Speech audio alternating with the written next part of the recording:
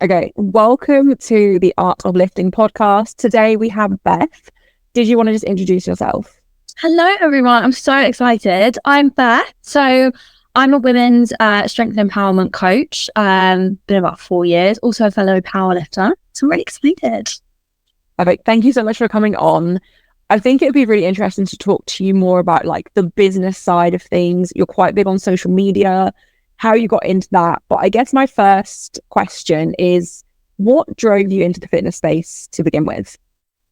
So I have a massive background in dance. It's kind of like what I grew up in. I was a competitive dancer for about 15 years. So I feel like I've always had a bit of exposure to sort of sport in general.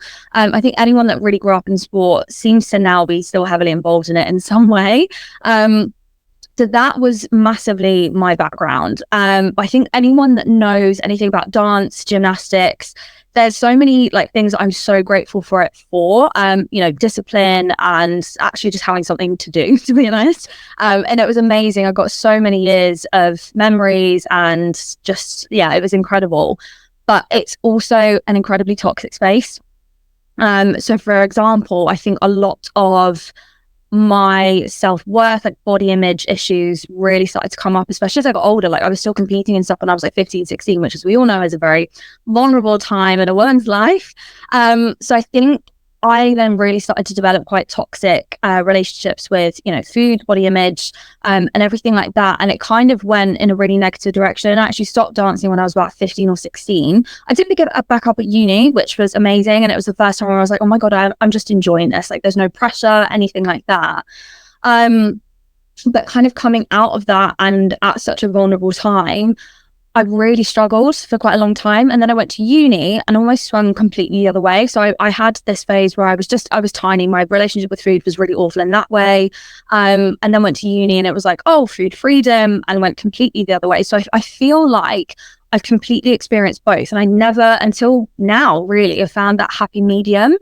I think that's kind of what drove me into the gym. I had these years of just being completely insecure in such different ways. And I was like, well, I just don't even know how to go about addressing this. So like I say, I stopped dancing when I was about 16. I had a few years where I just didn't do it at all, nothing. I had a few years where I like dabbled in the gym a little bit, but it was just like, I'll go because people go, but I don't really know what I'm doing. And then when I got to uni, I started dancing again just for fun. And it was really enjoyable, but it was the first time where I felt completely self-conscious because there you are doing this thing you've always done, but you look and feel completely different. So I feel like it really spirals things a little bit for me. So my boyfriend at the time was training a little bit and I used to just go and like follow him around the gym. But you know what it's like when you have boys that start gymming and it's testosterone and stuff like that. And I was just like, this is not a bit of me, but I need to kind of figure out how I want to do this for me. So I'm not just this puppy following him along. And it was amazing to get me in there, but I think it just took about a year for me to kind of figure out what it is that I was doing, what I wanted out of it. And I think same as everyone else, lockdown then hit. I graduated. I finished uni the year that COVID hit. So that was really fun finishing my degree in lockdown. But I think that's same as everyone where things then really started to pick up. I got a lot more consistent and I really enjoyed it. And then I really found that the strength aspect was the bit that I fell in love with. I think it's probably the competitive part of the dancer in me was like, oh, I'm actually seeing progress, results, and things like that. And obviously the weights, being able to track that. That was a bit that I really fell in love with. And then when gyms opened up, that kind of was then how I fell into everything. So yeah, that's kind of my background with things. That's a very interesting story. So possibly completely irrelevant. What did you study at uni? Criminology. So completely irrelevant to fitness. That's what I was wondering. So do you feel like you obviously got back into dance during uni? Do you think that kind of brought back your love for the fitness side? And then you had to find a place for that fitness to go, and that's where the gym kind of sparked something in you? 100%, because I'd had such a long background, but like I said, because I was so young, I started competing when I think I was 8. So I'd had all of these years where it was just competitiveness and training was very serious. And it was a lot of like, I think I was training maybe 25 hours a week while I was literally in secondary school. Like it was a lot. So I think that was the first time where I was like, this thing that you've always done and you love because it's just a byproduct of something you do. It's your identity, so you kind of by proxy just love it. And it was the first time when I got to uni that I was like, oh, I just enjoy this. Like, there's no pressure. I can actually enjoy something without having any stress about it. And I think that was when I sort of learned, like, it doesn't have to just be super serious and strict and do or don't. It was, you can just do something because you enjoy it. I think, yeah, that definitely perpetuated then, like, I enjoy movement. Like, it's not just something I do and I've just grown up with. I love it. And then obviously coupled with getting into the gym, I think it was just a really, like, very different phase of my life and just saw it in a completely different way. Yeah. Yeah, I think most people that get into powerlifting have had some sort of background in sport of some kind growing up. And I think with powerlifting, like, it's a nice in between where, yes, you take it relatively seriously, you have that routine, that consistency, but it also doesn't have to take over every part of your life. Yeah. I can imagine when you got to 15, 16 and you started to kind of cut back on the dancing and stop dancing for a while, that decision was probably really difficult. Did you kind of feel like for a while you sort of lost yourself a little bit? Because I mean, I played football and I went straight from football to the gym, but it took me about a year and a half, 2 years to find strength training properly. And I felt like actually deciding to leave football was such a scary thing, because it was like, that was my sport, that was my thing. Yeah. And it's a really scary decision to make. And obviously I wasn't training anywhere near the hours you were. So I can only imagine that was even more intense for you. Yeah, I think it's exactly that. Like, it's your childhood. It's such a big part of you growing up. And something I found even in my adult life, like, separating your identity from the things that you do can be really difficult. And especially when you're in that phase of your life, like, your identity is just sorting itself out. Like, you'll figure out who you are, the things you like. And when it's so intrinsically linked, it's really difficult. And obviously dance, I'm sure you probably found the same with a team sport. Dance was, I did a lot of solo stuff, but I also did a lot of group stuff. So there was definitely that social element, like lifelong friends. You spend so much more time with them than probably anyone else. Like, half the time it was more than I saw my family. So that element I found really difficult as well. And actually just, yeah, like you say, figuring out, like, what do I do now? Like, it's hard. I think especially at that age, like, your body is changing so much, you're going to be exercising so much less, and like, even if you still found another sport or something, you're not going to be in the exact same that you were. And obviously you were in a sport that was very much, your looks were kind of, your body shape, everything was quite important behind what you were doing, and it could be quite toxic, I suppose. So then, yeah, just at that age when no one knows who they are when they're 16, 17, and you put so much pressure on yourself to look certain ways, behave certain ways, and do certain things, that it's like a huge decision to stop that. And it was something for you to almost, I guess, hide behind before you got to then find yourself. Yeah. Like, obviously it must have been a necessary step, because like you say, you took it back up at uni, loved it, just found the enjoyment in it, realized that, no, I actually do love this. No, I guess, I don't know what your relationship was like when you left dancing the first time, but I guess it would have just reminded you that, no, you did love this all along. Even if it got quite overwhelming at times when you were younger, like, it was still a huge part of you and you did enjoy it. 100%. The thing that I think looking back, I don't reflect on it probably as much as I should, because it was an incredible time and I achieved so much, and there's so much there, like I said, that I am grateful for. But I was actually going through an incredibly difficult part of my life at that time. From about 14 to 18, I had really bad mental health issues. I really struggled. And I know that the two were very linked anyway, because like you said, toxic environments and like identity issues, it was a lot. So I think stepping away from dance anyway, it was kind of like, as much as it was a toxic place, it was also a safe space. And I did feel that I had an identity there. So I knew that it was bad because I was taking that step away for many different reasons. Like, it was just not a good environment, but I knew I was in a bad place anyway. And it was at that point bringing me far like more worse stuff than it was anything else. So I think stepping away from that and going through what I was going through at the time, I was just like, oh my God. So I think that's also then when I got to uni and got back into movement, dance, gym, everything, I think that's probably why it had even more of an impact than I thought it did, because it was just like, it's not just not toxic anymore. You can enjoy this, but also you can actually find you again, and you know who you are outside of that, which I think was a massive thing. Yeah, and I think, I don't know, I mean, I didn't start as a powerlifter. I literally just started going to the gym, more bodybuilding, like, I was more like a bro lifter. I trained with the boys, like, that was what I got into, and it just gradually got heavier, and then it became powerlifting. But I think just finding that initial love for strength training and finding a love for a way to move your body is obviously so important. And I guess we'll talk more about your career and stuff in a bit, but like, I guess with you and the women that you work with, that's probably quite a big thing of just finding the enjoyment in moving your body. 100%. I think having your spot is so important. Like everyone that's in any kind of sport, especially powerlifters, like we all know we have those phases where you're like just going through the motions and stuff, but underneath it all, you know that you have your why. And I think that is a big part of my coaching, my training, and as part of anyone that you will speak to, interact with. Like it's so crucial to know what it is that you're like, why you're doing it, why you love it, and the things you come back to. And I think having had all of that background, it's really the same with football and everything, you circle back to that because you have all of that self-belief and it unlocks so much more than just the movement, which I think is so powerful. Yeah, I completely agree. With that, I guess we can start going into more of your career, your brand, everything you're doing now. So you graduated in 2020 during lockdown. You were into the gym at the time. Were you kind of seriously into the gym at the time, or was it more just like, I don't know, finding your feet still?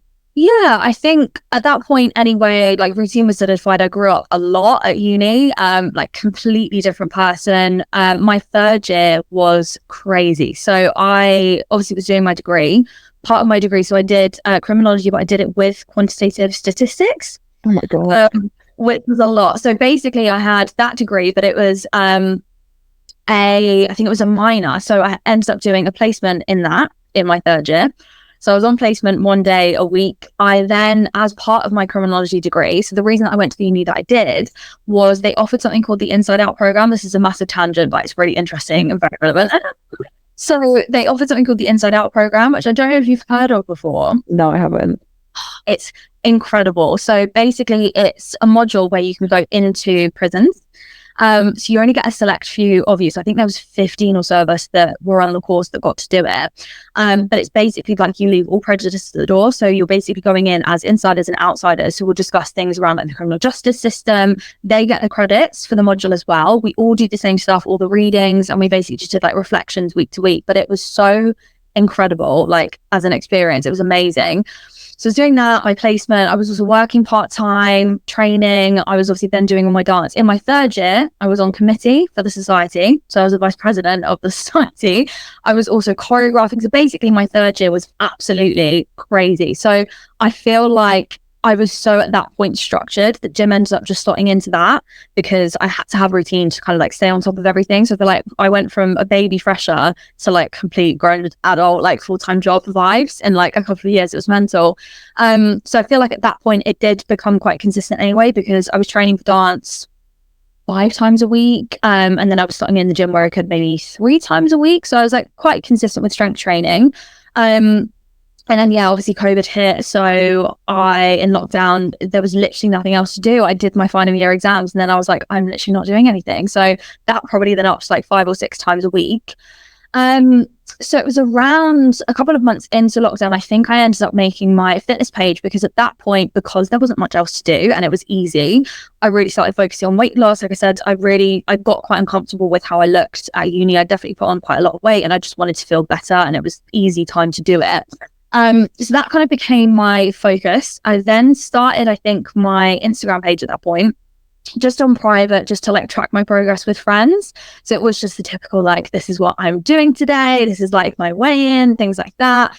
And then I think after a while, because I really enjoyed it, I ended up making it public. And I so vividly remember clicking that button and like nearly having a panic attack, because I was so scared. I was like, people are going to find it. What are they going to think? But to this day, it's like the best thing I've ever done. And then I had basically started connecting with quite a lot of people. I had quite a lot of messages from like friends, maybe people that I'd kind of knew, and they were like, you know, really admiring what I'd done, which was so alien at that point. But then it was a lot of like, okay, so what are you doing at home? What are your workouts? What are you following?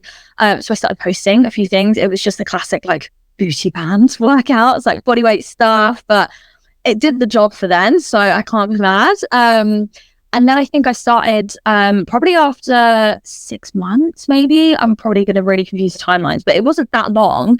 I ended up doing quite a lot of like live Instagram workouts, which I loved, which then led into this like online challenge that I ran with some followers. I think it was the Best Fit Booty Challenge. But do you know what? I am so grateful because I had so much fun, and it actually was really nice. That was the first time I properly experienced like community that were there for me, and like getting involved like on all the live workouts and stuff like that. But at that point, I was then doing, I think, these challenges. It was 5 days a week, and then I was also going onto my normal account and doing live workouts. I think I was doing like HIIT workouts, whatever, probably 6 or 7 times a week, and then I would do weight training on top of that. So that was then the first time that I completely experienced like overtraining. Like I've been through many different journeys. Yeah.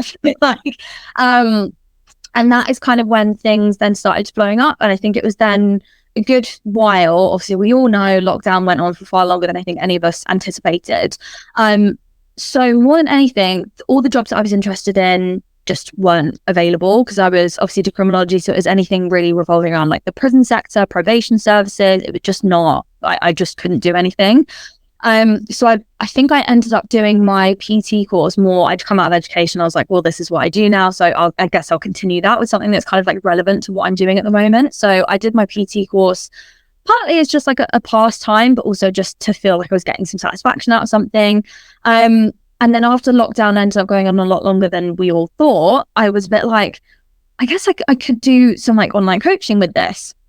So I ended up launching it, went with Best Fit Coaching in about 2021, and launched my coaching brand. And obviously it stuck around because I never ended up backing out of it. It just got bigger and better. And I think the more I grew, the more experience I got, the more it like cemented. And it's, yeah, honestly to this day, the best thing No, I really related to you there. Like, obviously your social media is far bigger than mine.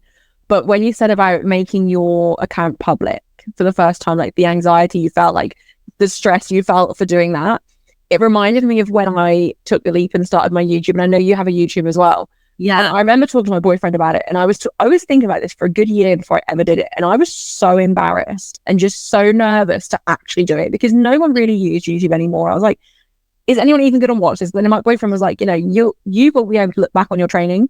If in a year's time you're in a rut, you can look at how far you've come in a year and use it to reflect, which I do definitely do that. And then now it's been like a good 18 months of consistently posting on there, and it's growing more than I ever thought it would.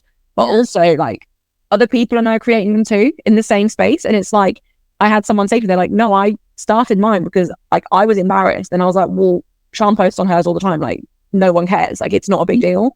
And it's the nerves of doing it. But actually we're a social media generation. Like we're all going to like start things like that. Like fair enough, older generations are probably going to be like, why are you doing, like, I'm sure like my sister who's like 7 years older was like, why would you start that? Like that's so weird.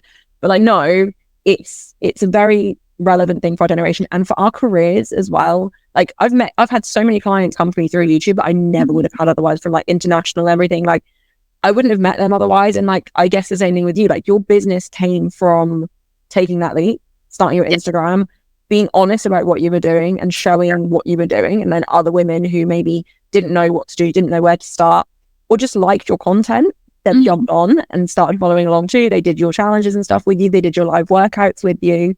And it grew into Best Fit Coaching, which is obviously what it is today. Yeah. And another thing that I really loved that you said as well, like so I've done my PT qualifications. My first full-time job was an in-person PT. And obviously a lot of coaches don't have that. And it's a tick box. Like it doesn't really teach you much. Like not really, let's be honest.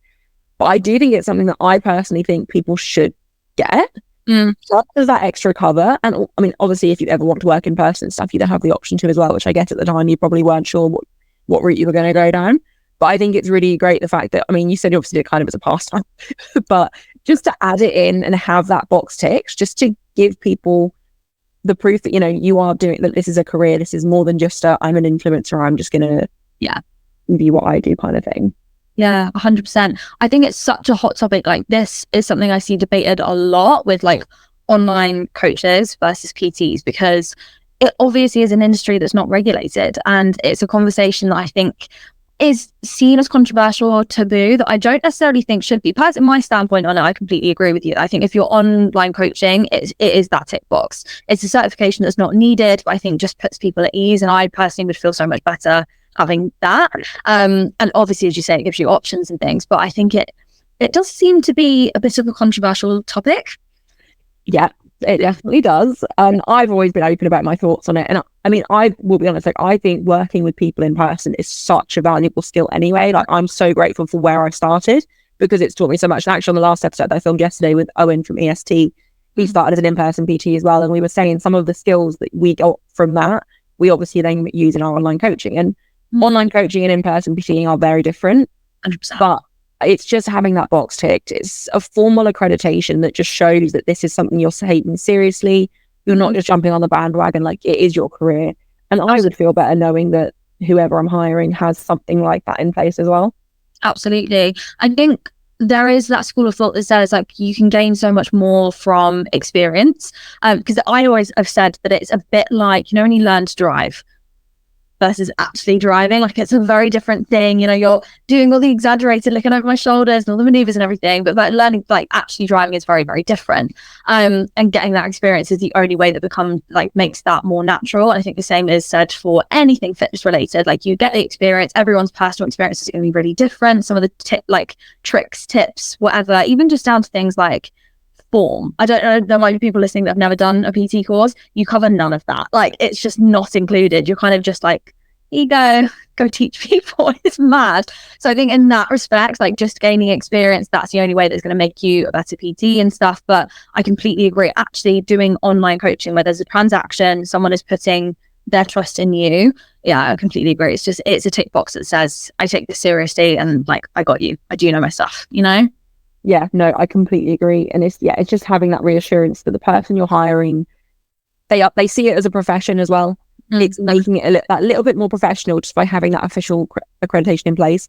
And like I said, the PT course itself doesn't really teach you anything that you need. And if you like training, anything that in there that is valuable, you already know. Yeah, it's just that tick box to have. 100%. Next thing I thought we'd dive into is, so you are a women's only coach. You only coach women. Was that an active decision? I assume from the content you were posting, it was mostly women attracted to your brand anyway at the beginning. Yeah. But was that always the plan?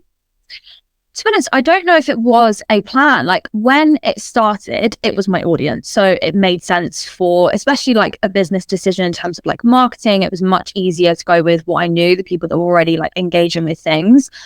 So definitely to begin with, posting, it was just the easiest way to go about things. It was what I felt comfortable with. It was the people at that time that I was connecting with. And then it just seems, I think, have stuck. So especially in that time, the more that I've grown as a lifter and therefore as a coach, something that I think is so important as a female lifter is your menstrual cycle, having that understanding. So it's also then ways that I've found I've just been able to kind of like gain a niche, because it's not to say that I would never work with guys or that I've had comments in the past. It was ages ago. There's nothing that I've had recently, but I have had comments in the past from guys that have almost been offended that I'm being sexist or anything like that. And it's just, I don't see it that way at all. It's people that the audience that I already know. To that point, I think it would have been a silly move not to go into something that was already there and quite easily accessible. But obviously then the more that I've done it, it's what I've become confident in. I know I can connect with women, and especially with lifting, there's just a lot more now that I feel confident in my knowledge with. And I think they feel more supported in that knowledge as well. Yeah, I think I can imagine people making those comments of, but there's nothing wrong with having a niche and having a certain area. And like you say, like it allows you to do more research and dive into more of the things around like women's issues, like menstrual cycle, hormones, that sort of thing. And I don't know if you have like group chats or communities or anything where people talk, but I guess it also means that the women will feel more comfortable communicating with each other as well underneath your coaching. Like it will give it that more of a community feel, and they'll feel more comfortable, I guess, as well. Because it sounds stereotypical, but I do think it's really true. Like a lot of women, when they first get in the gym, it's so intimidating and you do feel nervous, especially when there's a lot of men around. Mm-hmm. There are obviously more women in the gym now, but it's still a thought in a lot of women's heads. And especially if you're working with like the generation older than us and things, like it does make a big difference. Mm. Oh my God, 100%, 100%. And so there was actually a conversation that I had recently. So I've just finished up on a mindset course that has been amazing. And I'm actually moving into one-to-one mindset coaching with the person that was doing it, which I'm really excited about. And one of the conversations that we had around it was sales techniques. So sales is always a really funny topic because I think for a lot of us, it feels really icky. It's something that I've always struggled with because I just think authenticity and selling in my mind just don't seem to add up. And it was a conversation we ended up having around like feminine and males, like masculine selling techniques. And obviously, like males will often talk about things like pain points and really dig deep, and it'll be like, this is why you need me. So a lot of people have found like coaching mentorships is not something I've ever actually done. I think it's something that ends up being sold to a lot, that this is how you should sell and this is one specific way. And she was talking a lot about like feminine sales techniques, and a lot of what we as women buy into and, you know, respond to better is it's a transaction. When we pay for something, when we put that money down, it's the energy that we get from doing that. And I think that's something that I've also really found with the way that I'm able to sell with women, which it always sounds sleazy. I hate talking about sales in this way, but in terms of like speaking to them, it's something that by selling in a feminine way, it's naturally who I attract, because it's what I feel confident doing.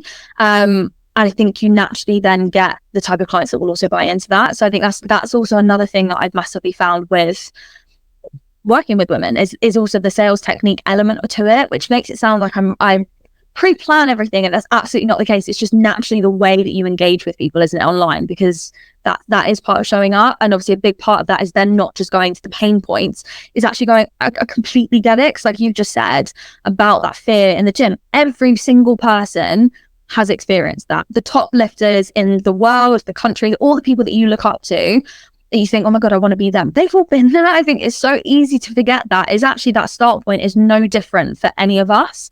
And all it means is then when you're working with women, like we come from that place of like, I completely get you. I think it's just that mutual understanding that I completely have been through what you've been through, you know?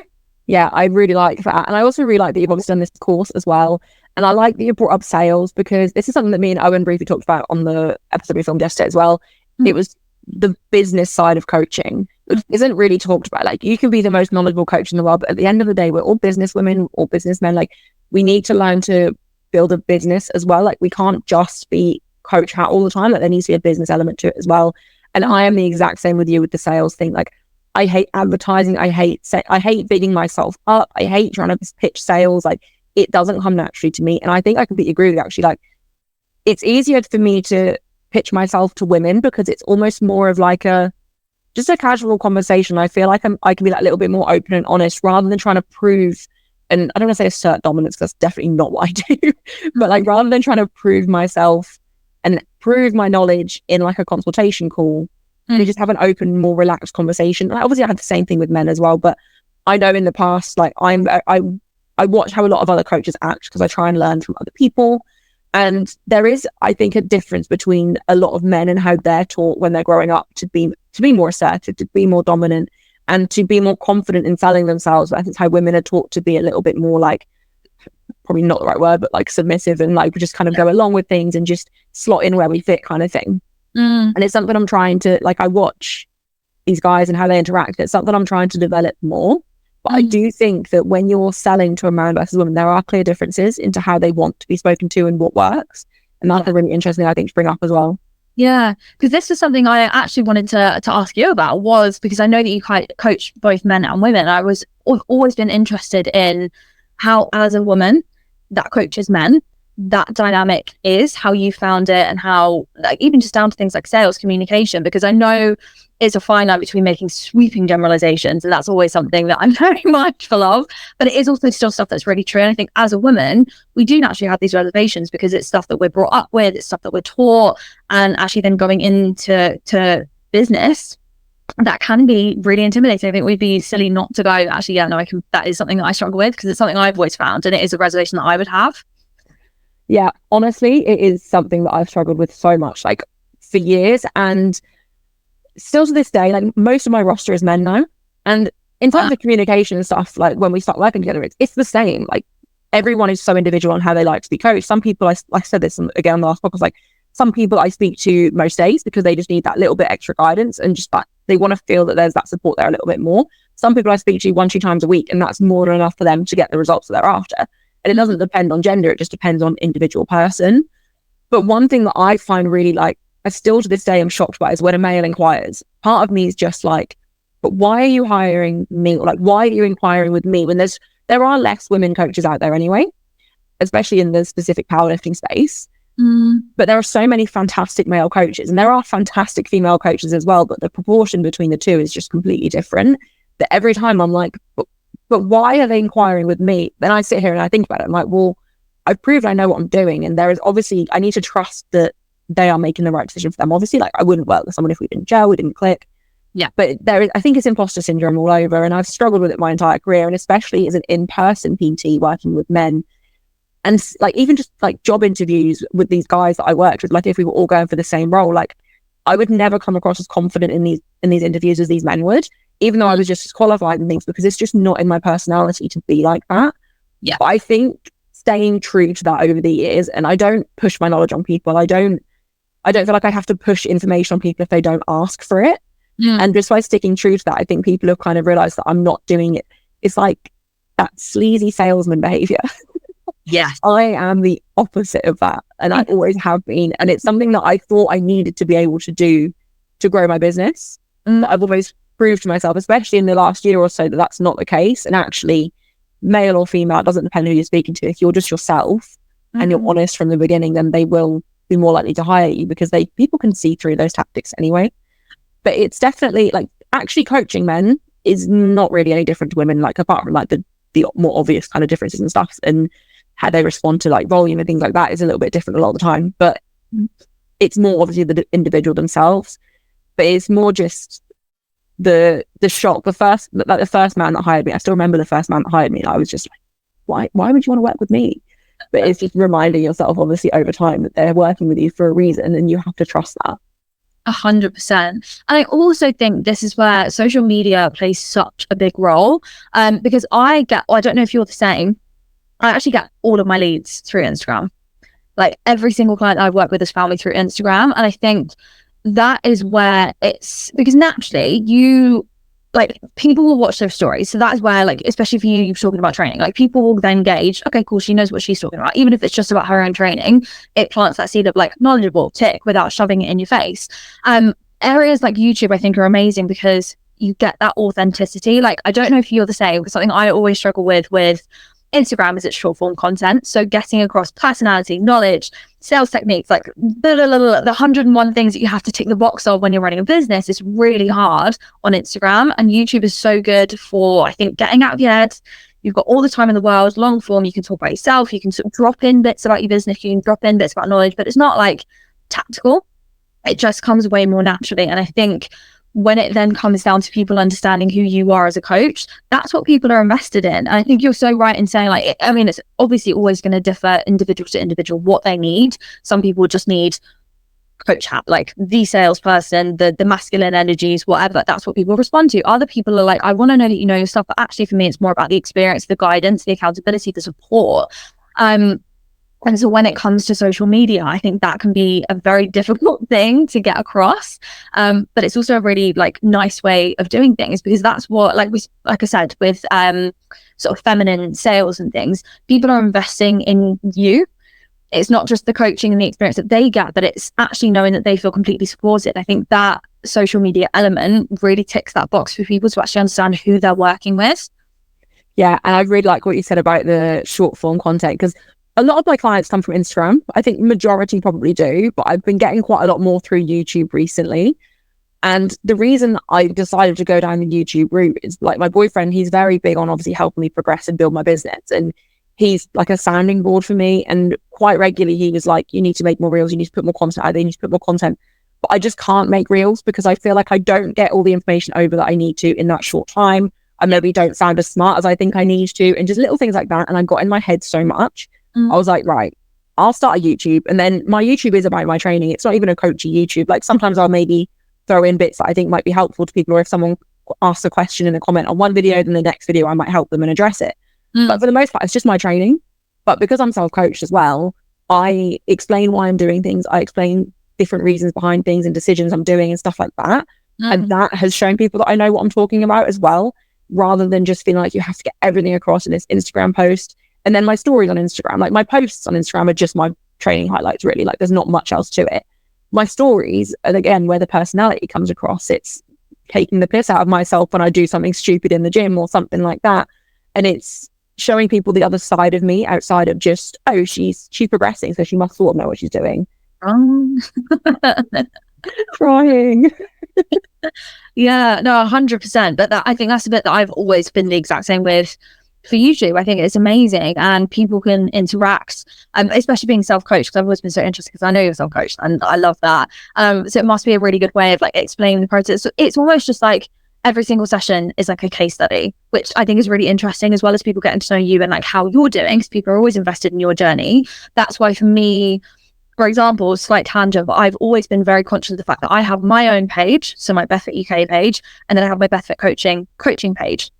And I've always been told that keeping the two separate is not going to be the smartest business decision, because it's like you're tucking clients away behind this veil. But for me, I have always found clients that are invested in you and your journey are some of the best clients to work with. And so having obviously YouTube, where it's about, this is my journey, but I can then dot in bits of my knowledge, I think is a really, really good way of going about things.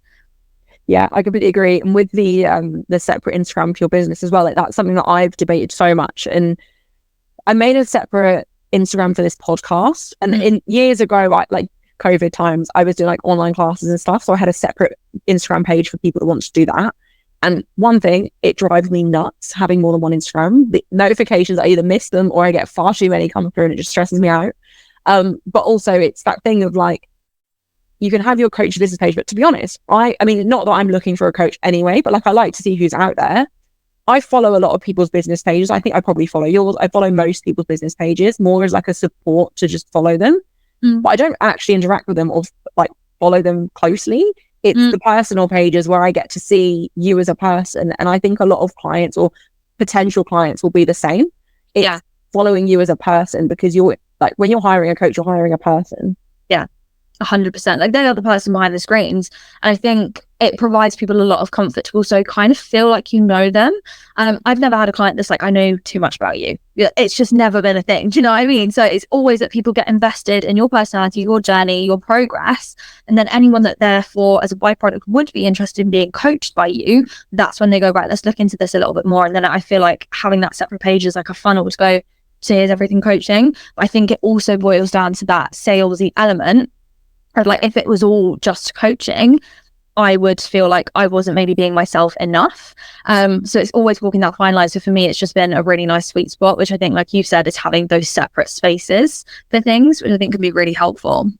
Yeah, definitely. And I think another thing that, like, I'm really interested in your social media, because you have got like a big following on there, and you're so consistently posting as well. Like, you have stories every day, you post like your to-do list every day. And I really like that, because I think it also helps show that being a self-employed online coach is a career now. Like, it is a viable career now. And it's nice to just see people like line up their days and show what they're doing with each day, and show that you're not just sat there messaging people. That there is so much more that goes into it. Like, even down to the content planning, setting time aside to plan your content, or setting time aside to learn about a different area. Like you have a coach, like setting time aside to speak to your coach about your own training, and just different things like that. It's nice to see you being honest and open about what your days look like. And I think as well, you're very honest with your YouTube. I haven't watched the most recent videos, but I do keep up with your YouTube as well. And you're very honest and real on there as well, just about balancing everything, about your training highs and lows and stuff like that. And I think that's a really important thing to share from a business perspective as well. You can't just be business hat 24/7. Yeah, 100%. And actually, this is something I've really struggled with this year, because I made a promise to myself at the start of this year, like, this is the year that we go all in with business. So I'd had obviously been coaching prior about 3 years, but this was the year where I really wanted to commit. And it also is the year where I've been my strongest. So balancing that with training has been really hard. And I think, as you said, like, online coaching is a career now. Like, a lot of people, it was the panic of, I do in person, and now that I can't have that option because of COVID, I guess I've got to find a way to make this work. And it was just that weird period for everyone, where it was kind of a backup option as opposed to the first choice. Whereas for me, I came in and it was the first choice. I feel like I've had a very different experience, and it's, for me, a 10-in-1 job. Like, it isn't just the coaching element. It's not just the PT and the knowledge and the programming. It's everything, like marketing. That's why social media is such a big thing, a big part of it.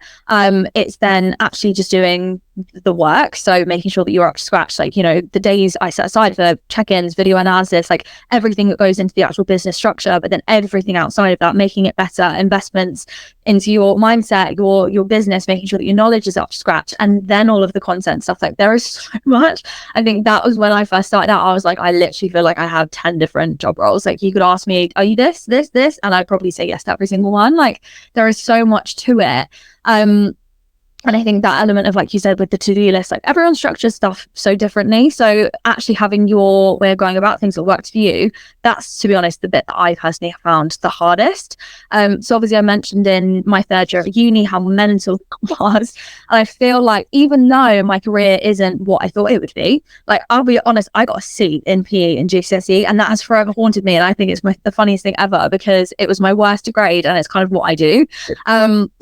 And it has nothing to do with my degree, but I learned so much at uni just in terms of like structuring stuff. Like obviously anyone that's been to uni will know, like there's deadlines, here's the work, go and do it and make the deadline. So actually just learning how to figure out ways of doing things that work for you, figuring your brain, what works, has been the biggest lesson of all. Like being self-employed it's hard. I think people sometimes see it as cush, especially with it being online coaching, and that label of like almost influencery has quite a lot of like negative connotations. I think sometimes when you pair the two, because if you are a business owner who works online, promotion and content is going to be a big part of it.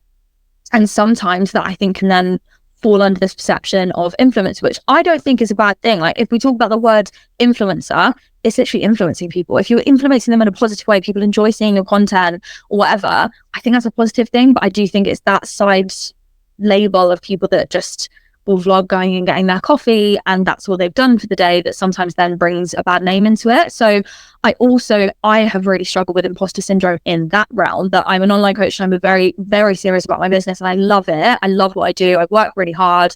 But then I think because you have an online presence, that sometimes there is that stigma attached to it as well. Yeah, I completely agree with that. And I think I joked on my story last night that I'm in my influencer era. I'm definitely not. But like, as in, like, your brand is you. Yes, Beth Fit Coaching is its own separate business, but you are Beth. Like, you are your brand. Same as me. Like, my coaching is under my own name. Like, I am my brand. And if you look at any brands on Instagram that are big brands, they have a big following. You are going to have a following and you're going to be an influencer essentially, because your brand is your business, and there is a link between the two. And I don't think there's anything wrong with that. I think, again, it's a I can't get my words out. The generational thing, like our generation, I think understands that a lot more. But then I think like older generations, again, they're not going to understand why we have to do this. And I think even within the powerlifting world, like a lot of the more successful coaches that have been around since I started, like 2018 sort of time and before that, a lot of them don't really have a big following, but it's just because they've built up their reputation before that became as much of a thing. Where now, if you kind of want to make it as a business, you do need to have that social media aspect and almost an influencery type of aspect. Because like we were saying earlier, you have to show your personality online. And essentially that's what influencing is. It's showing people what you do, what your personality is like.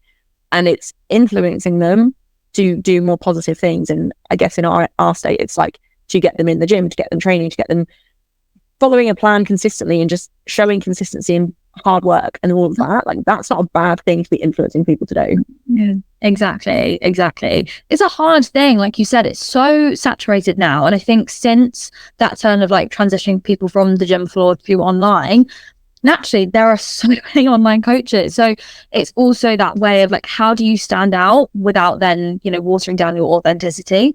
And it's a really fine line. It's something that I have struggled with for a long time.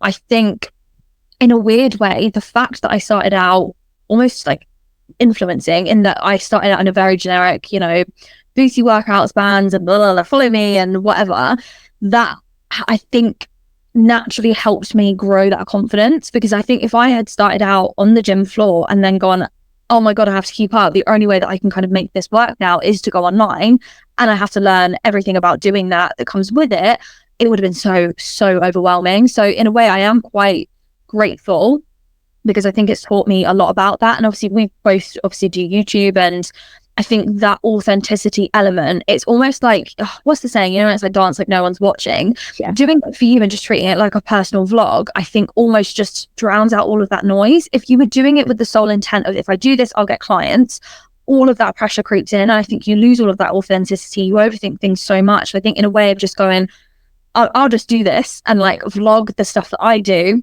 And if stuff comes out of it, then it's a bonus. And that's kind of the way that I started my business anyway, was I'm not doing anything. I'll give it this a whirl. And if it works, then unreal. But like, I'm not putting any pressure on this. So the same way that like you can overthink content a lot, I think approaching it in that same way with no expectations is the only way that I think you can make it work. You really hit the nail on the head there, I think, like with the YouTube thing. So like when I first started it, especially, I had a plan to do like my training videos and then more informative content. And that was always the plan. And I think down the line, I still would like to do more informative content, maybe just, even if it's just like a block review of my own training, just to explain things in more detail. But on the times, like I film content for clients and stuff a lot as well and send that just to them.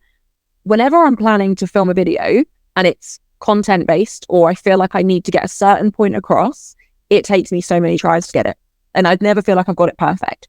Yep. With my vlogs and my just training, and when I'm recapping my training and just sitting there, just talking about what I've just done, first take pretty much every single time, it's just, there's less pressure, but actually I'm still showing the knowledge and the information, just not in such a to the point aspect. And actually it's probably more interesting to watch when it's just someone's life than me sitting down and explaining to you exactly why my blog progresses the way it does.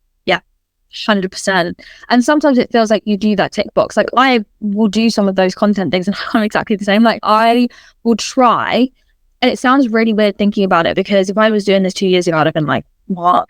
But I literally will try and do like a content day a month where I'll go to the gym for a couple of hours and I'll just film.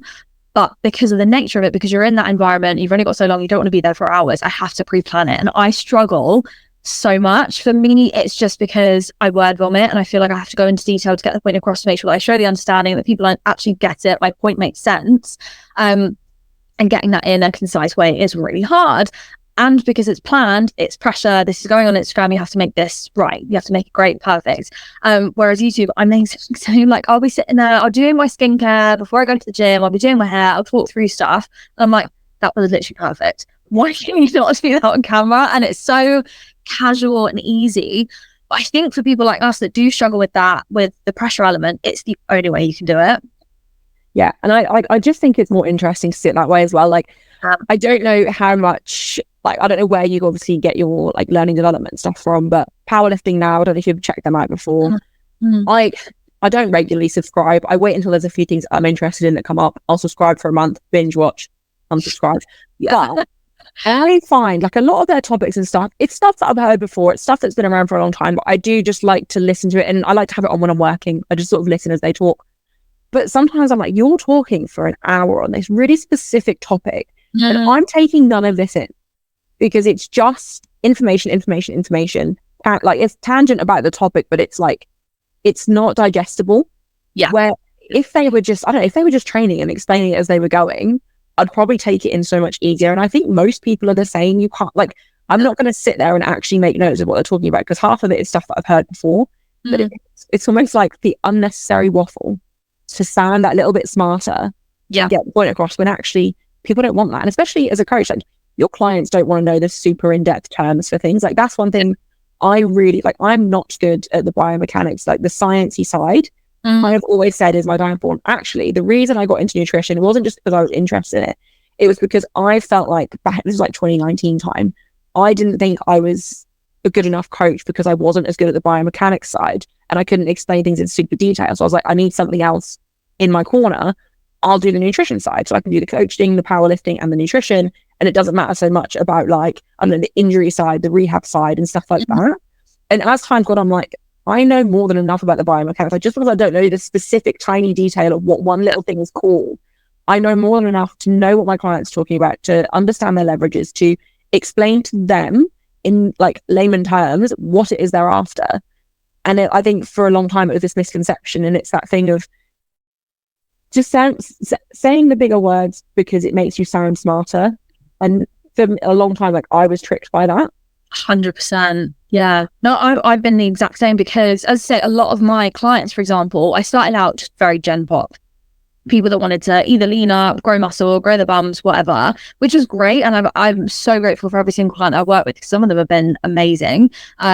But now that I'm transitioning more into strength, that has been the exact same thing. I've really struggled with overthinking, do I know enough? Like, how do I compare to other people that are like powerlifting coaches and things like that? Like, why would people come to me, and etc. And I think the thing that I've really learned this year especially is, as we spoke about, the investment in you as a person, but it's also your ability to actually just explain things to people. I can't remember, there is a specific quote about intelligence not being what you know, but it's a way that you can dictate that to other people. Because what's the point if you know all this stuff but you can't actually help your clients because you're stuck in textbook ways of explaining it that doesn't actually make sense to anyone? What's the value that they are going to get from it, you know? So I'm completely in the same boat as you. No, I really like that. And yeah, it doesn't matter if I can explain something to someone. Like, I'm not trying to teach a really high level coach something in loads of detail. Like, I'm trying to teach, like, no matter, even a really high level lifter, most of them don't want to know. They just want to know what they need to do in the simplest terms, because then it makes it easy for them to digest and to apply. And that's something that I think more people are kind of admitting that now and talking about that now. But I feel like even in-person PTs and stuff, like, if I'm talking to someone, like, you can tell when they're trying to prove that they're smarter than you. Yeah. They try and throw in these big words. And young Sian would never have admitted she doesn't know what they're talking about. Now I'll be like, you're just overcomplicating it. Just dumb it down for me and then I'll get it. Yeah, literally. It's the same reason that like a lot of cues, like the simplest or even like crude ones work. Like, I remember back in the day when you'd be like coaching RDLs and it was all this stuff about, like, you know, imagine there's a light bulb in your bum hole and you're trying to make that shine. Like, there's a reason cues like that stick, you know? I've not heard that before. There we go. But you are right though, like, the dumber cues will last. The ones you can remember, like, make them funny. People will remember them and they'll apply them, they'll understand them. And that's what I think a lot of people is trying to prove what you know, but that only takes you so far, I think.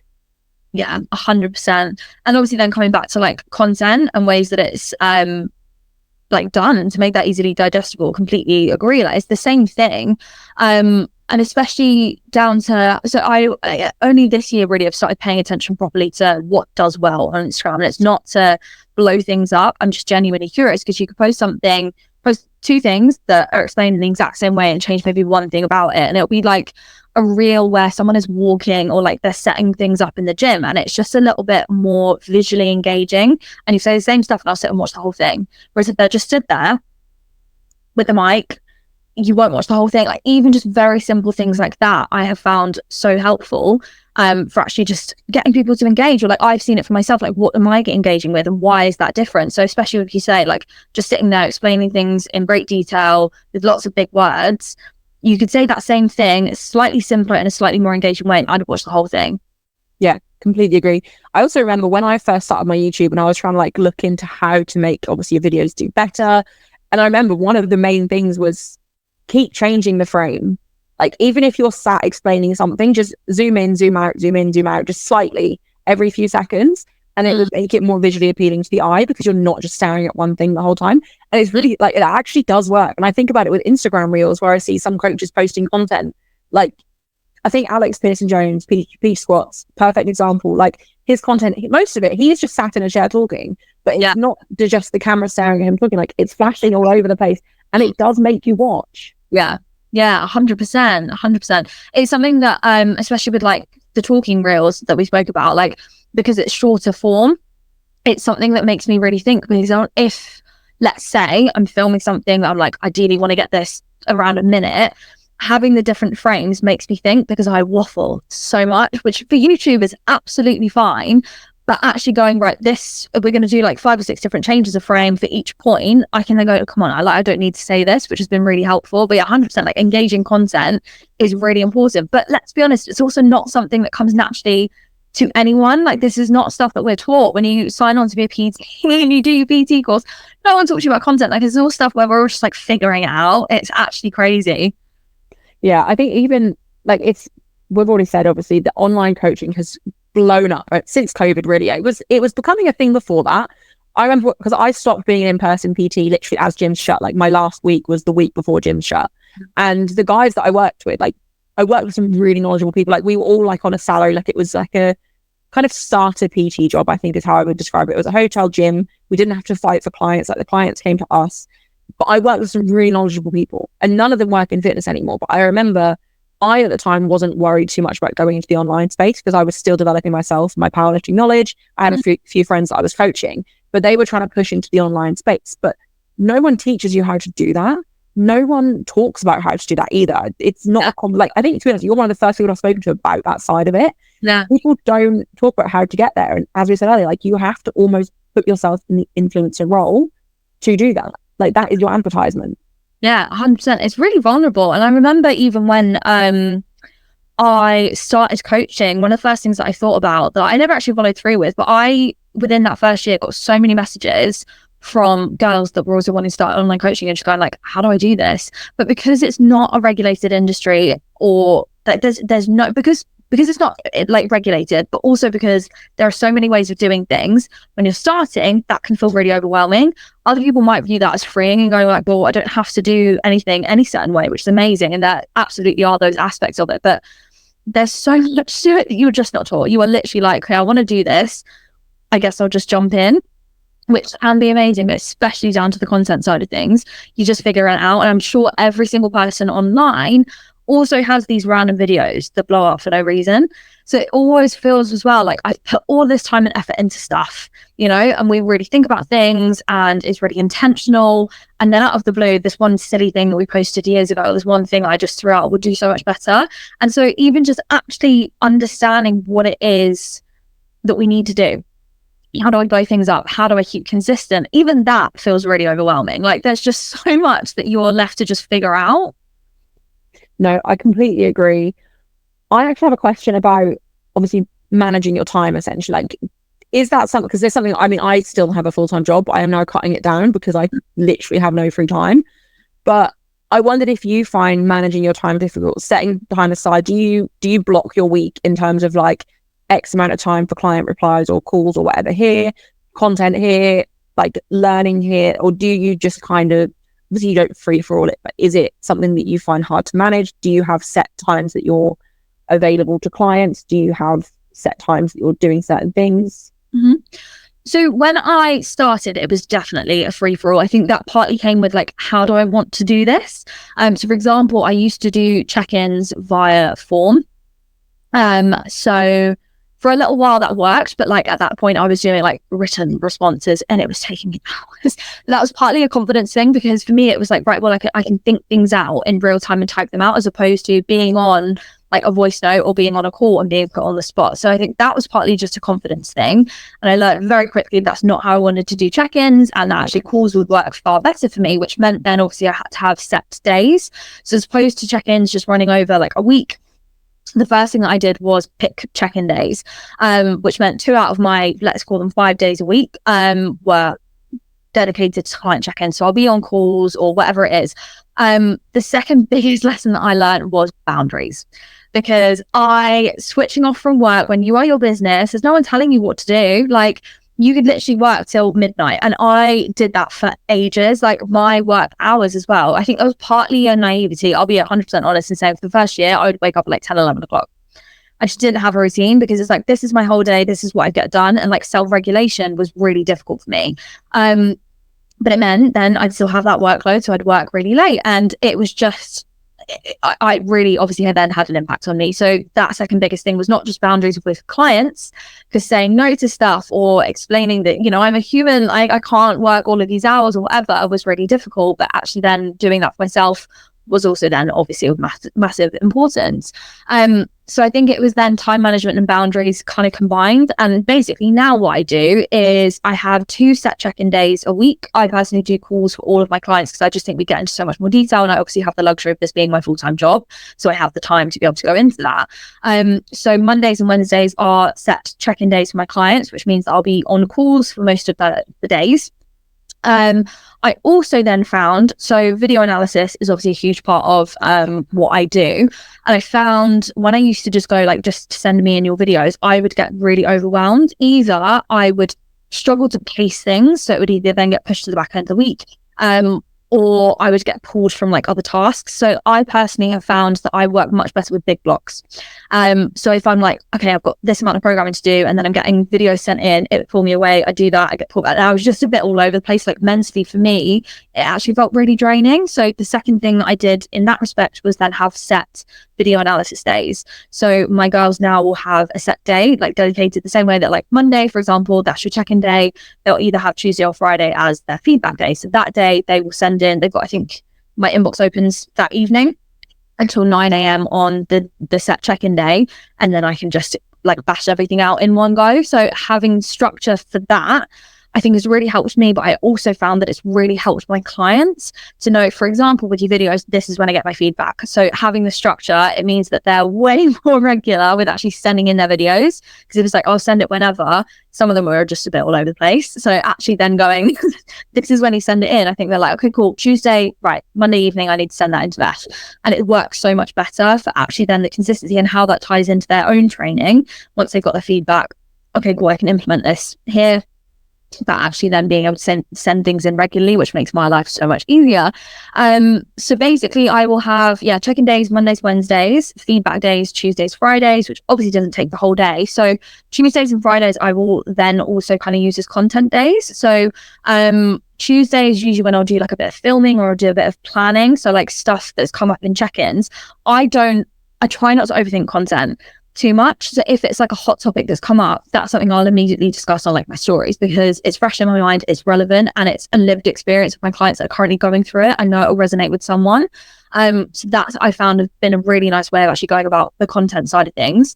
And then let's say on a Monday something has come up and I'm like, that would make a really good post. Tuesday I'll sit and I'll think about it and I'll write it in a little bit more of a concise way, or that might even then be something that then goes into filming it. So that's kind of how I'm going about content at the moment. Now, Thursday is basically my big free day, which is great. Obviously, my clients can have access to me like whenever they really need. I think the 24/7 thing is bullshit, because I don't think you raise independent clients. I also think having boundaries for yourself then just is non-existent. So I'm generally available like 8 to 8. Obviously with training, it's much harder to go, I'll have my 9 to 5 hours, because a lot of my clients will train early or late. So I don't mind it too much. I'm happy to sit there while I'm watching Netflix of an evening and have a little chat. That's fine. But that boundaries element, whereas Thursday I'm still available to them, so if they need to message me, I'm there. But Thursday is when I do all my programming, because I just have complete free time. And if I then want to, let's say I had a week where I didn't have too many things to update or any new blocks to send out, then that's a completely free day, which I can then get stuck into like creative stuff. I've got a very creative brain. It's the way that I've always been. So if there were new things I wanted to get out to my clients, so I've got like an online education portal where we'll go over like a lot of stuff, whether there were things I wanted to update, so new like online lessons, or I've been running webinars with my clients recently as well, whether I prep stuff for that. Like it's just my nice creative free day as well. So yeah, at the moment, that's kind of how I'm structuring things. If there ends up being spillover, like a really busy week, I've either, consultation or a new client set up, I'll slot that in where I can. But I think having those set days for things for me mentally makes things so much easier in terms of structuring the week and actually getting through my workload. For clients and everything, it's also much easier for them to follow, as opposed to like, here's what we do in a week, we'll just do that whenever. And it also just frees up a lot more time to then get through the content stuff, I think, for me. In terms of like actually planning my days, I do a lot of like time blocking. So I just have my Notion calendar, make it all pretty. Here's when you do everything. It sounds so basic, but like morning routine, having that down to a T helps so much. And that's something I've really doubled down this year, because like I said, that used to be all over the place. And it just, then my days would kind of like follow suit as well. So actually just having structure, prioritizing other things, really, really helps. But yeah, I hope that answers your question. No, it does. It really does. And I really like that. And I like the structure you've explained as well. And there are a few little things I wondered about with that. So I completely agree that you shouldn't be doing 24/7 contact. I think your lifters, your athletes, whatever, like anyone you coach, no matter what you're coaching, they need to be able to self-regulate. They need to make decisions on their own. They aren't coming to you to be their babysitter. They're coming to you to help them succeed. And they need to obviously be able to do that on their own as well. So I think that's really important. And I also agree with obviously what you said, like, you can't really just stick to 9 to 5 with replies, because most people will train either first thing in the morning, last thing in the evening. And it's nice to be able to speak to them in between. So yeah, like 8 till 8 is really like a nice time frame for that. And like you say, like you're probably the same as me, like my lifters, they're my friends. Obviously it's a professional relationship, but I get on with them all as a person. Like I'm happy to sit and talk to them about their training when I'm just chilling out in the evening. Like that does not bother me at all, as long as there are some boundaries in place. Like if I'm having a day off, I'm having a day off, sort of thing. I wondered on the communication side. So you have your set check-in days with people, you have your set video analysis days, and that's two like main things that obviously you will talk to people about. So do you find that because you have those set days, you actually don't hear from people as often throughout the week as you probably would otherwise? You know what, it's not actually something I've really thought about, but probably. I think because we're able to go in so much detail in the check-in days, for a lot of my clients, like that's enough. If they've got questions, they'll save them to those days if they're not like burning. So it means we go through everything. They're really detailed overviews. We'll literally go through training, nutrition habits, you know, even just like well-being stuff. How are you doing? Like it's a full-blown, we will tick through everything. I think because of that level of detail, most of the time we'll go over stuff. If there's like, oh, I forgot to bring this up in check-ins, then we'll have those. Even just down to things like RPE checks, obviously in session, just gauging that sometimes I'll be available for. So the live session stuff obviously is still then happening through the week. And then it will be sometimes, let's say I send through a new Q feedback on video analysis days and they're in session and it's feeling a bit weird, then obviously I'll be available then. For the most part, yeah, I probably would say it minimizes communication because of course, if you don't have that structure, they're kind of left in the lurch. So there's lots of things that they want to go through. Then of course it's going to be then bombarded through a week. So I think having that structured, let's go through it all day really helps. And I think it just, yeah, in terms of then self-regulation, it's a bit like, is this an immediate thing? If not, I can probably save it till my check-in day. So actually then for them, it doesn't just become a message breath every single time something comes up. It's more of a, I will talk to her if it's an immediate thing, a burning question now, otherwise I can save it. Yeah, I feel like it probably does help teach them more independence. And like you say, that they think before they send something through, like, is this urgent? Can I work this out by myself? Okay, I'll leave it until we have our check-in, we have our call. And I think that's a really good skill to also teach people that come to you as well. Like obviously most of them are adults, they can probably communicate well anyway, but I know there are some people that are sometimes more reliant on their coaches. And I think that helps develop healthy boundaries, but also helps them develop more skills within the gym and within training as well. And the other thing was you were saying about obviously, we've been speaking about the fact that obviously Instagram is a big part of our business. And we were saying about, you know, boundaries, learning to shut off. It's all really important. One thing that I really struggle with, and I mean, my Instagram is also like a social, like I have one account mostly for me, like it is also my social kind of element, but I'm also constantly looking at content and being like, oh, is this something that I would want to do? Or is this something that like kind of thinking of ideas, and it almost becomes work being on Instagram. And I wondered if that was something that you struggle with switching off from, like in your evenings, if you're on your phone, is that something you struggle with? Oh yes, massively. And I think as well, it's because a lot of the time we have this vacuum. So I'm sure like for you, you'll follow a lot of lifters. So all you're seeing on your feed is powerlifting. So basically then it becomes, I think sometimes this warped perception of like, this is what everyone does and everyone is here all over the place. And you suddenly then, I think we forget that is like the 1%. So like for me, for example, I follow so many coaches that started out a lot of like inspo, like connections with other people, seeing what other people are up to, and it just being helpful. And I went through this phase where it was so toxic. And I think because all I was seeing was online coaches, I was suddenly forgetting that not everyone does that. Like not everyone is going to have that insight. Not everyone is going to do things in that way. And I was really finding that, yeah, I couldn't switch off. And then obviously then now moving into powerlifting, it's a lot of that as well. So like when I'm having bad blocks or something, it just then naturally opens you up to vulnerabilities, comparison, and you can't really step away from it. And because me, like I am my job, everything around it, even training, gets posted on Instagram. So then that separation becomes a little bit blurred. And then because you're active on Instagram, then you're seeing what other coaches do. It just becomes this like very vicious cycle. I struggle with it massively. Something that's really helped is just like limiting screen time. Also having times for like looking at stories and other times having a look at posts, because a lot of the time I'll just scroll aimlessly and then you'll naturally see someone like hitting this amazing number, and then you see another coach like this amazing case study with this client that's like achieved amazing things, and that then you'll be literally just looking on for like, I'm going to reply to messages and like hype up some of my friends, and then all of a sudden you're sucked into, oh, but this about my training and then this about my coaching, And it becomes so hard to have those boundaries of like what you'd gone on for like a little social interaction has now turned into this whole like spiel of I'm not good enough. So actually just trying to be more conscious of not just aimlessly scrolling, like actively being aware of what am I going on here for has really helped. I think it's sad that I've had to do that, but so many people will relate. Like it's so important to self-regulate what you're consuming and why you're consuming it. To be honest, I think pretty much everyone, especially everyone in the lifting scene, will relate to that, not just from the fact of it being like a work thing, but even just seeing other lifters. And like, if you're thinking about powerlifting, you're not relaxing and recovering from powerlifting. Like, you need to completely like separate yourself. Like, as an athlete, you need to obviously spend time recovering between sessions. And if you're watching lifters and you're comparing yourself to lifters and you're just seeing all of this stuff on your feed, that's not going to be helping you as an athlete either.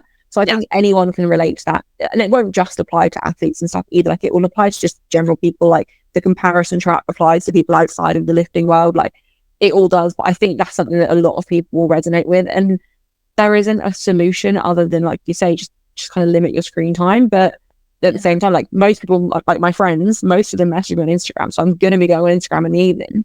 And then I'm going to find myself, even if I'm just seeing like one or two posts, like, it's just a habit. That it's a habit that I think can be quite vicious. But then I guess at the same time, it's a luxury that we have our Instagrams bringing us this business anyway. So we have to be grateful, but also find time to switch off. Yeah, absolutely. I think something that I have found as well is when you're consuming content. So it's actually a conversation I had with a friend not that long ago, and it was about when you're watching stuff, the way that it makes you feel is not about the post. It's the way that you're perceiving that because of where your headspace is. So like I've said this many times to my coach. I've said this on like YouTube. Like, whenever I'm having a good block, I don't look up, I don't look down at anyone. I just focus on me, and I love it, and I appreciate the progress in the process. When I'm not, it's a very different thing. So I could scroll on Instagram and I'm like, wow, this person's doing amazing, love that them. Like, but it wouldn't faze me because of the way that I am thinking about my training and myself versus days where I'm not thinking that way and it's more negative. You could take that exact same feed and I'll view it completely differently. And it's a very obvious thing to say that the way that we're thinking about ourselves is obviously going to impact the way that we consume content. But it's so easy to forget when you're in that moment and you're in a negative headspace. So the thing that I've found is if I've had a particularly stressful day at work and I'm switching off and I'm just like scrolling a little bit, all of a sudden I'll feel really stressed.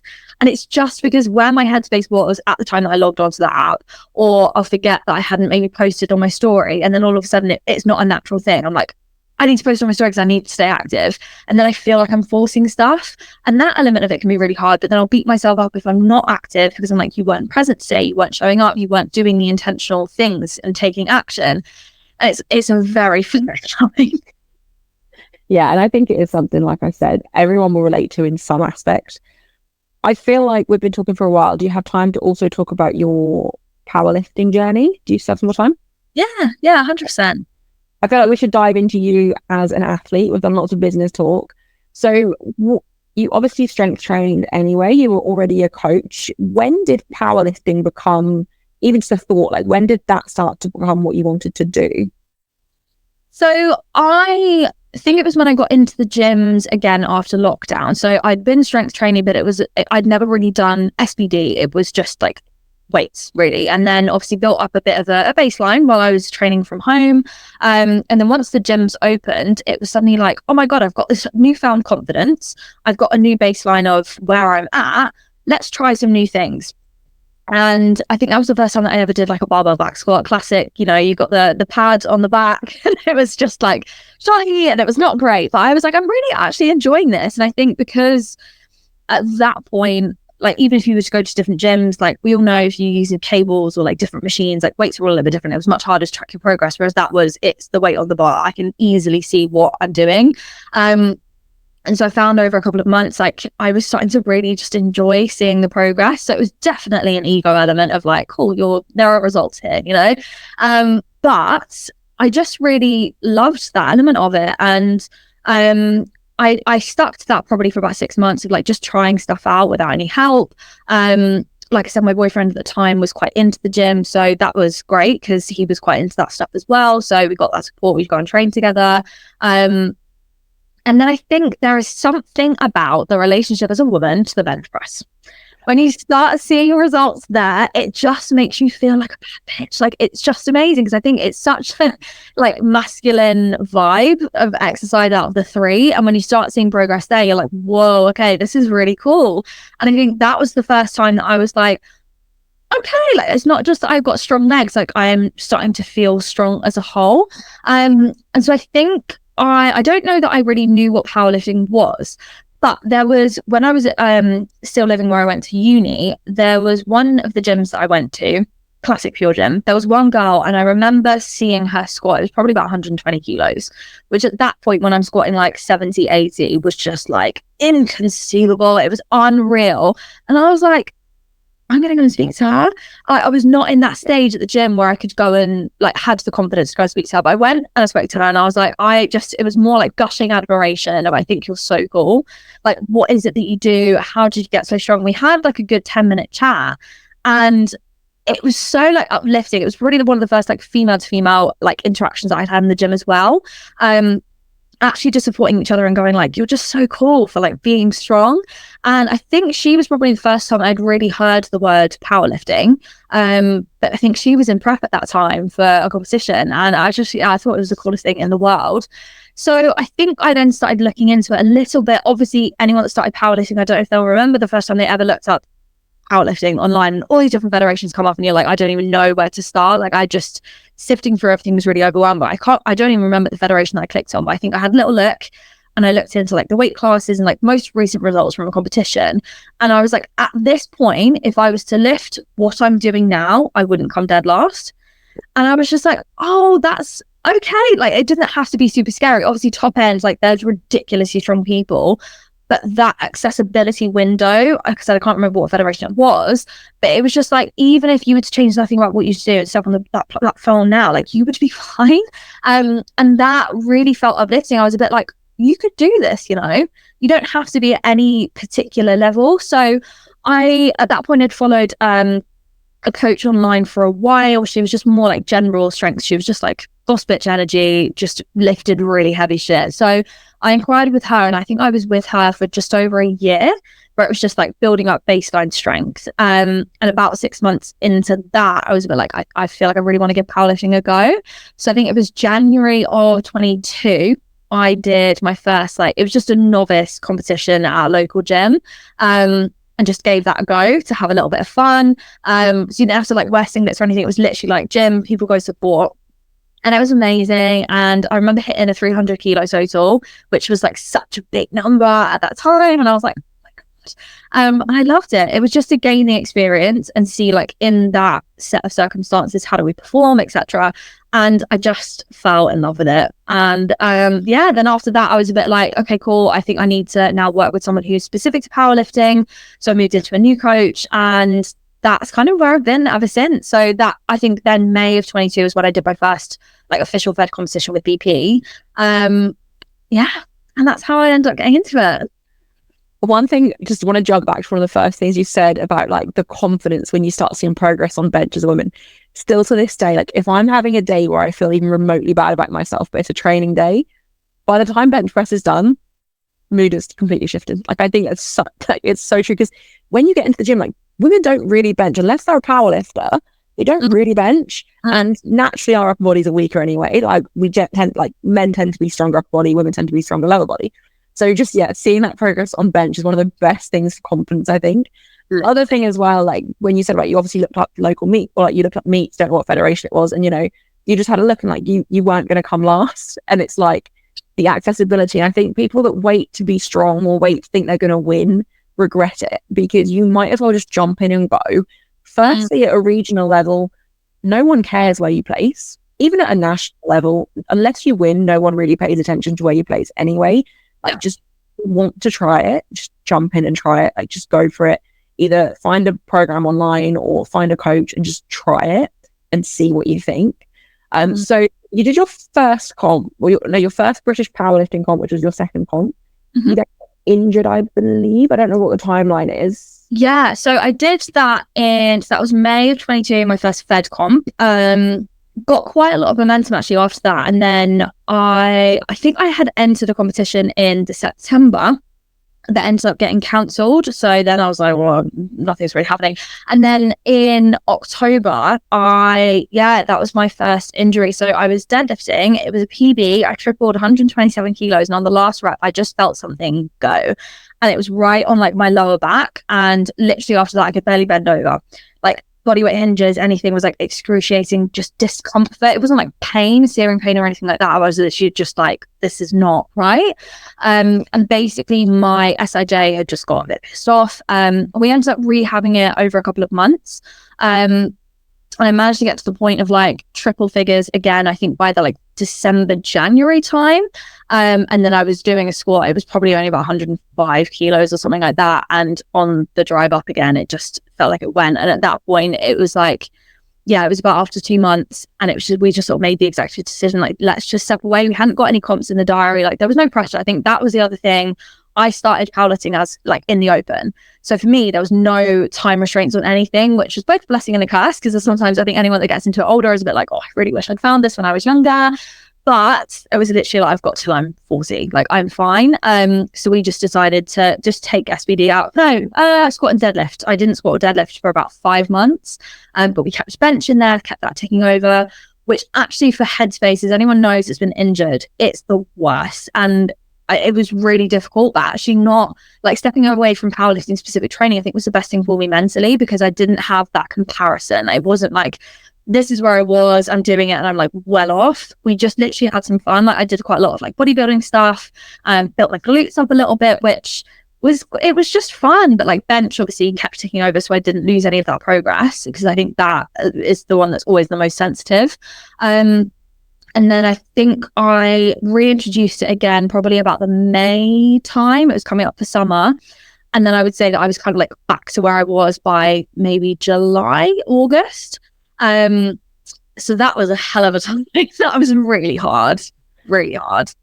I think one thing that I've had a conversation about a lot recently is with injuries. Like injuries shouldn't be seen as normal, but they do happen.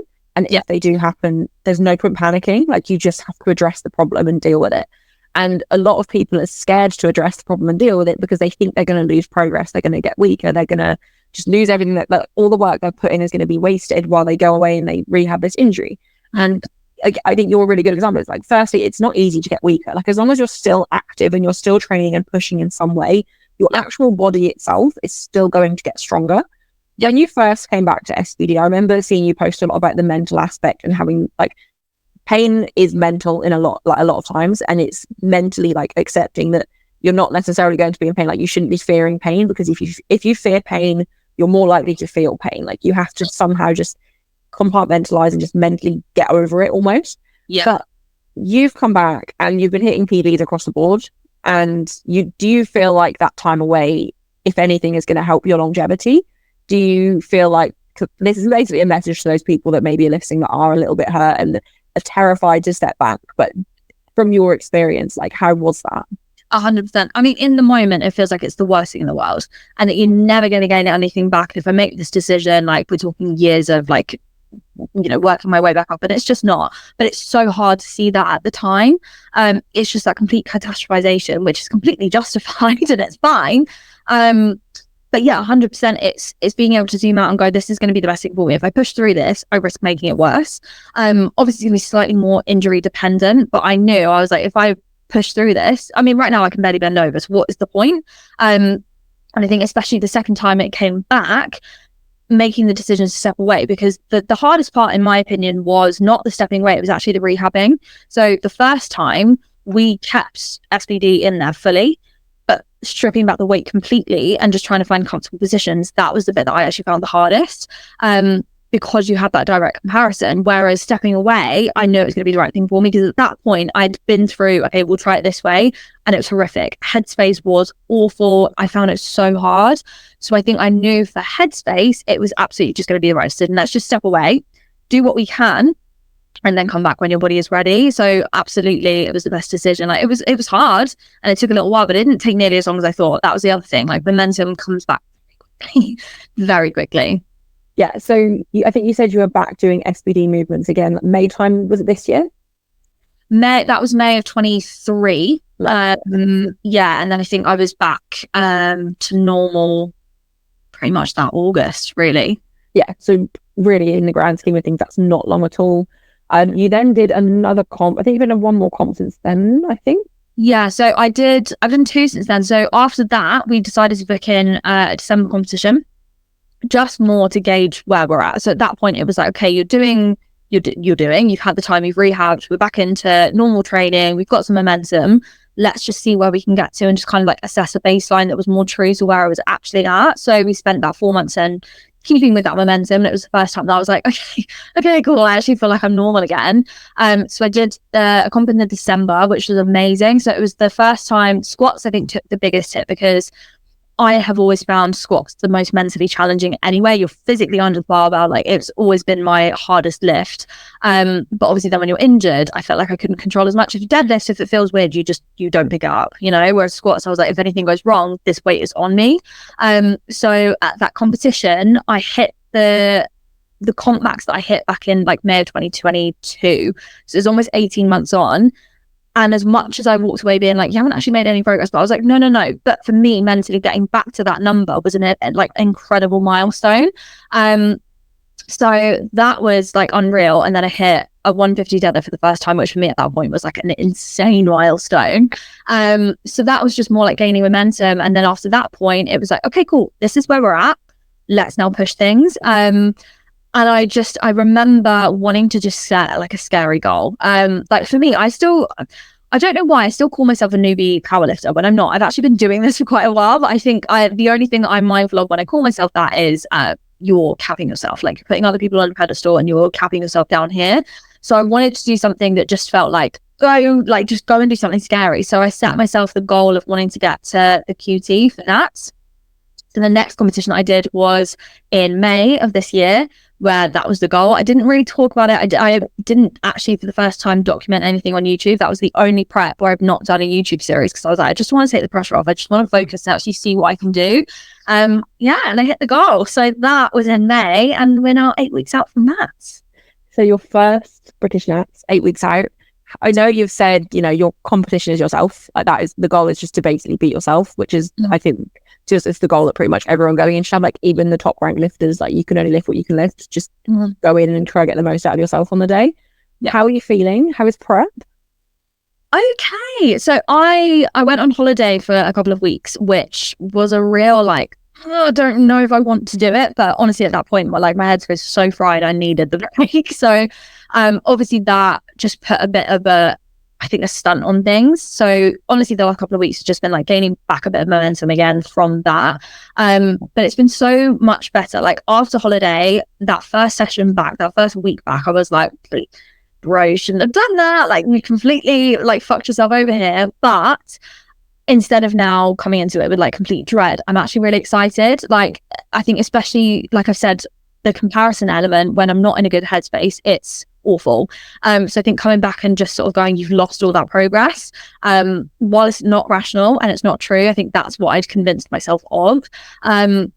Whereas now I've kind of got a bit of that back and I feel in a way better headspace to just go and have fun. Like for me, the goal was just to get there. Everything else is just a bonus. So if I can get any PBs, unreal, like anything like that is just going to be like extra stuff. So I think in that way, I'm feeling way better about it. I'm just excited. I think that's the way to approach it. I also think, firstly, I think having a little bit of a holiday, doesn't matter what time of year it is, like I think the full mental break from training actually is good for anyone. I also think this year's British, now that they've obviously announced the news of the new qualifying procedure and everything, like I really want to compete in this year's British. Like it doesn't really make sense to because I'm competing in like a week, but I really want to do this year's because everyone's going to be there. Yeah, I just think it's going to have a really big community feel. And you're just going to get, like, we don't know what the new system's going to be like. And I just think it's worth doing this one to just get that experience for one, because a lot of people might not get to go again, but also just to be there with everybody. Like, literally everyone is going to be at this year's because no one wants to miss it. Literally. I think that was something that actually really helped me, was going, I actually might not have this opportunity again. Like, I don't mean to say that in a way to box myself in or sell myself short, but like I'm also being realistic that it could be years. I might be able to go again, but I also might not. So like, why not make the most of that experience? I think that really helped just to get the excitement. And like you said, everyone's going to be there. So I actually posted something on Instagram about this not that long ago, but I went to the Arnold Sports Festival in 2022, and obviously the Arnold's, it's not done by weight class, so it was just all the women competing against each other, and it was one of the best powerlifting like events I've ever been to. And I remember at that point messaging my coach and being like, I want to be on a platform with some of these people. Like, that's my goal. I don't care how long it takes. How incredible would that be? And not even from a place of like competitiveness, but just to get the experience and go, these are people that I really look up to. How cool would that be? And that's literally what I'm doing. Like, I'm so excited. So obviously Annie Nelson is an under 69 class I compete in. And I ended up messaging her and just being like, I'm so excited. Like, how amazing is this? Because I said that I obviously saw her. We've like messaged every now and again, and she's so lovely. But she was one of the people that competed at the Arnold. So I ended up messaging her like, just to let you know, a little insider thing. This is what I said after the Arnold, and now I'm getting to do that, and I'm actually really excited. It was a really lovely interaction. No, I think that's a really big thing. Like, and I think last year was my first Open British, and just competing with. Like, I've competed with the top level juniors and stuff before, but it just felt a little bit different competing in the same flight as, because the 84s were so small. There was like 7 of us. We were all in the same flight. And just seeing how they approach it was just really interesting as well. And yeah, I think being there competing with all these top level lifters is going to be such an experience. That's why I don't know how much you've looked into the new qualifying and stuff, but one thing that I'm really intrigued to see what they do with is they've said it's 14 lifters per flight, or per weight class, which makes sense because it's the max you're allowed in a flight. But they're still thinking about splitting that into prime time. And I just feel like that's a really weird concept. I don't know if they definitely will, but it's what's been said so far. Because it's like you're giving the top 14 lifters in each weight class the chance to compete against each other in a battle.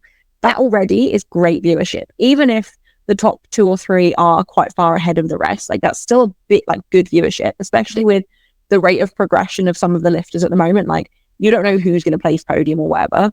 So splitting that into potentially like 2 groups of 7 in my head just makes no sense, because it's like you're giving the chance for these people to earn their spot, to fight for top 14, to compete with the best, and then you're separating who you deem as the best based on their qualifying totals into another flight. And to me, that doesn't really make sense. Yeah. I didn't know about the prime time thing actually, because I knew, like, going into it, I'm always going to come from a how easy is that going to be for like newer lifters coming into this federation? Because the thing that I've always loved about QC is it's always going to be like a goalpost. It's a benchmark as well for like people that, okay, you might only just scrape it. So that was what I was always really conscious of, like hitting this QC. I'm like, you just scraped it. But I'm like, but I still did. That's the thing that says you are currently at national standard, like you deserve to be on that platform. And having that goalpost, even if it's dictated and it goes higher and higher, that is still something to aim for. So for me, like looking, for example, I've got like clients that are new to powerlifting. I had one client that competed for the first time ever, not too long ago. It was just after all of the like new rules came out. And I was like, this is such a like shit time for you to be getting into this phase. Because I'm like, you just started now, like that goalpost gone, basically. So for viewership, I think it's going to be incredible. I've always come from the standpoint of like, for newer lifters, how is that going to impact what they feel like their longevity in the Fed is going to look like? But I had no idea about prime time, so that's even more obscure. Hopefully that bit doesn't happen, but we'll see. Like, it's still viewing, but I just don't see the point. Like, I think 1 flight per weight class makes sense. Still shit. People will still tune into pretty much every single weight class. Like, it's still going to be interesting. But yeah, and I agree with you about like, for people getting into the sport, like I've got clients who, their goal was qualify for British in the next year or 2, and their goal is still to qualify for British. And thankfully, like, my lifters have been really like, I guess like it hasn't demotivated them. They've literally just come with, okay, well, we're just going to have to work harder, and it just means it might take an extra couple of years. That's fine. The goalpost has moved. I do think one thing that I think people should, like, the way I've tried to explain it to people that are a bit more like upset about the news, British nationals is the highest level, like within GB, but the English is still national, Welsh is still national, Scottish is still national, Northern Irish is still national, and they're now going to essentially be harder to do, or like not necessarily harder to get into, but they're going to feel more prestigious because they are a qualifier. Yeah. So although you're now not necessarily aiming for the British, you're aiming for these qualifiers, and you can aim a slightly higher at those every single year until you get to the point where you potentially then make the top 14. Yeah. And hopefully, obviously with everything, I think everyone said the same thing, like hopefully the level of these comps will rise. Don't know if you went to the English this year. I'm happy to openly say it was not the best. The room was silent when my flight was lifting. And I recommend as well, and to be fair, it wasn't much better. Like it wasn't the best, but it obviously, if people aren't coming forward to host them, it's not going to be. But I think with the new system, the standard will have to rise. Yeah. And so for those lifters that maybe British feels a bit unrealistic for them, at least at the moment, aim for the qualifiers, go to the qualifiers. They're still going to compete with the top level lifters at those as well. 100%. Yeah. I think it's just about what you want to get out of it, really, isn't it? Because I think at first, anyone that's newer to the sport, it's just going to be about like, right, let's figure out how strong I can get. And you don't really, I don't think, conceive like being at that top level at that point, because you're so new. Like it's just, unless you're someone who's like going in crazy strong, like you are just going to have that sort of year or two of just doing the comps and stuff. So I think it's just about shifting that perception, isn't it, of like, rather than like, okay, cool, I've built up that strength, here is where QC is, it's going to be cool to then try to aim for that. I think it's just going to be about shifting what those goals are, and it'll be really interesting to see how that all ends up looking, to be honest. Yeah, I feel like there's so many unknowns. Someone did say to me the other day, they wish they waited to announce the changes until after this year's British finish. Actually, in my head, I'm like, no, because it does give everyone the chance to just come together one more time, like everyone competing together one more time. So yeah, I'm really excited for this year's. Even if I do end up not doing it, I will still go just to see everyone and be there. I think it's worth going to anyway. But I'm more excited for your first British. I think you're going to really enjoy it. Hopefully, the standard of it this year will be really high, like with the new board and everything they're saying it's going to be. So it should feel a bit more prestigious than it has done in the past. So that'll be really fun. One other question, I feel like we should probably wrap up soon. I've kept you for ages. One other thing I wanted to ask was, so your coaching, you started off as like a strength training coach, like more so than specific powerlifting. And I know a lot of your clients and stuff at the moment still aren't powerlifters, but did you find that as you started to go down the powerlifting route, a lot of your clients wanted to come with you? I think so. I would say less so existing clients, because I think at that point you're sort of pretty set on what your goals are, unless they were like, I'll just go with the flow. They were sort of continue down that path. But I do think I definitely started to attract more of those types of clients that were more interested in strength, which I actually really love. Like it's where my heart lies. It's why now I'm a strength and empowerment coach, because I think as you grow, you gain so much more, not just experience, but also knowledge as you go through things. And that will naturally reflect in your coaching and what you feel more confident in. So I would say in terms of like pre-existing clients, because like I said, I started out very gen pop. It was a lot of like weight loss clients or muscle building and just sort of like quite generic goals. Whereas now that I am a powerlifter, I think a lot of the women that I work with are more strength focused. Like they want to be like the strongest version of themselves. So it's less so aesthetic goals. It's more like, I just want to lift heavy shit, which I adore. And I think a lot of the stuff, because obviously I've touched on what I really struggled in the past with was, you know, my mental health and feeling lost in myself. And I think there is so much to be said, as we all know as lifters, it's never just about the lifting. It's the feeling that brings us. It's the confidence that we build. It's the self-belief that I can do difficult things. And it spills out into so many other areas of our life. And I think that encapsulates what I do. And I think that's the type of client that I end up attracting, is people that want to get stronger, but they also know that it's not just the numbers. It's how you feel. It's the confidence you grow. So yeah, I think it was less the pre-existing clients, but definitely the types of clients that I now work with look so different since starting powerlifting. I think that's really interesting. I also this is something that I actually spoke about with the Quinn on the first episode. It was the way that not just powerlifting, but lifting in general, like having that consistency in that routine and pushing yourself in that way spills out into every other aspect of your life. Like everything you do, whether it's your job, like even just your social life, like anything, like having a consistent routine is one of the best things anyone can have, like for their mental health as well. Like even if sometimes it feels overwhelming trying to stick to your routine, just having some level of routine will just keep you putting one foot in front of the other. But yeah, I just think the confidence it gives you, the motivation it gives you, the drive it gives you as a person to do better in one aspect will spill out into the rest of your life. Oh my God, 100%. And I don't think there's actually that many like examples of things in life where we just go balls to walls. Like, what happens if I 100% commit myself to this? Like, there'll be a few examples in work, but like, it, you know, I don't think actually just going, I'm going to do this thing and I'm going to really push myself to the limits. Where else do we do that in life? Like, this is such a niche, but such an incredible thing. And like you said, like every single client I work with, their confidence will be noticeable, not just in the gym. It'll be life, it'll be confidence, it'll be their careers. Like, it has such a profound impact on you as a person. So obviously we've spoken through like not having that intrinsic link between your self-worth and value based on the goals that you hit. But at the same time, the more that you hit those, the more you build yourself up. And it's just the most incredible journey. I fucking love it. I don't know if you can tell how passionate I am about what I do, but I love it. But that is also why you're successful at what you do. It's because you genuinely care and you genuinely love it. And I think that's something as well. Like, you can tell which coaches care the most because they're the ones that stick around. Yeah. Perfect. I think we should probably wrap it up here. Yes, we've been talking a long time. Is there anything else you wanted to talk about? Anything you've got coming up? Share your socials, your coaching, where people can find you. Yeah, I don't think, obviously we've got nationals in 8 weeks, so I am vlogging the entire thing. So I'm really excited about that. So my YouTube is bethfit.uk. It's also the same as my Instagram handle. Coaching page is bethfit coaching. So come and follow me along there. Come and see what I do.